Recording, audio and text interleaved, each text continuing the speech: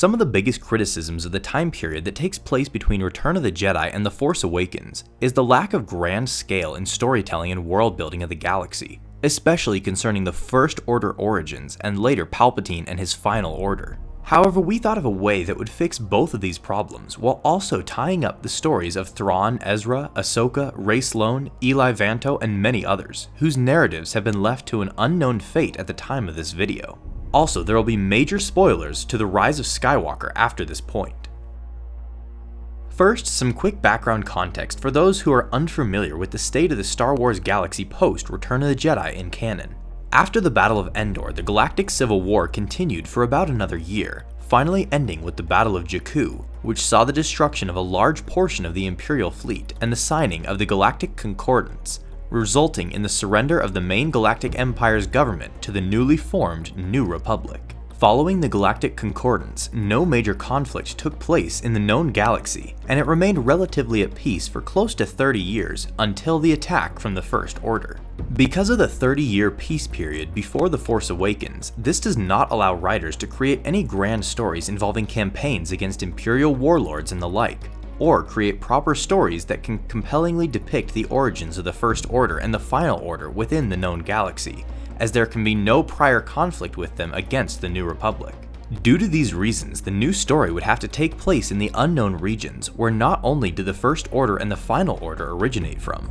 but also was home of the powerful Chiss Ascendancy, the isolated alien empire where Thrawn came from. Through the new Star Wars books, it was made clear that Palpatine had a grand ambition in learning the secrets of the unknown regions and eventually ruling the Chiss civilization living there once he became aware of its existence. It was one of his reasons in forming a close bond with Thrawn, who came to serve the Empire. Thrawn, on the other hand, saw it imperative to forming a possible alliance with the Empire, in hopes of using its vast resources to help the Chiss Ascendancy in case of a major attack from outside the galaxy,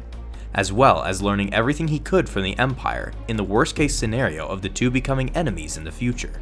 Of course, Thrawn's mission in doing so got cut short when he and his fleet were sent into hyperspace by Ezra and the Purrgil space creatures. It is currently unknown where they were sent to, however. It is likely that their destination was the unknown regions. Nonetheless, following Palpatine's first death aboard the second Death Star, he was likely resurrected on the hidden Sith planet Exegol, deep within the unknown regions.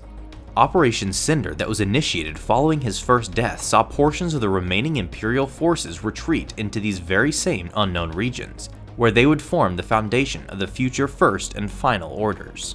This massive movement of Imperial warships coming into the unknown regions would have likely caused conflict with the Chiss Ascendancy, who would essentially have been their next door neighbors. While little is known about the Chiss in current canon, in Legends they were known for being a highly militarized society that was wary of all outsiders, especially those that posed a potential threat to them, and a large formation of Imperial warships right next to their territory would have especially raised a bunch of red flags for them. On top of that, Palpatine would likely have attempted to take over the Chiss Ascendancy from within the unknown regions, hoping to use their already established worlds as shipbuilding yards, which would explain how the First Order and the Final Order were able to muster up such a massive fleet without using Imperial shipyards from their lost territories in the known galaxy. Assuming that Thrawn was taken into the unknown regions by Ezra, it would have made sense for him to lead the Chiss against the aggressive attacks from Palpatine's forces, as not only did he have the most knowledge of Imperial tactics due to his prior service, but he saw firsthand their cruelty towards planets that they subjugated, and understood full well the danger that they posed to his people. Thrawn would also have the help of his longtime aide and friend Eli Vanto, who was entrusted by him personally to travel to the Chiss Ascendancy before the events at Lothal. This Chiss-Sith war would also open up the possibility of an Imperial civil war within Palpatine's own forces within the unknown regions themselves. As mentioned earlier, Operation Cinder saw the retreat of what was believed to be a huge portion of the Imperial forces following the Battle of Endor and Jakku. While most of the high-ranking Imperials that came into the unknown regions were sycophants of Palpatine, there were many of them that were not. One of them was Grand Admiral Sloane, who held an idealist view of what the Empire was supposed to be across her entire career, a military power that brought genuine peace and order to the galaxy. She likely would have never supported the rise of the eventual First Order, and especially not the Final Order that Palpatine personally led. So an Imperial civil war with characters like Sloane, Gilad Pellaeon, and other moderates going against Palpatine's sycophants like Brendol Hux and Enric Pride is another conflict that should be explored during this time period within the Unknown Regions. And then finally we have Ahsoka Tano and Sabine.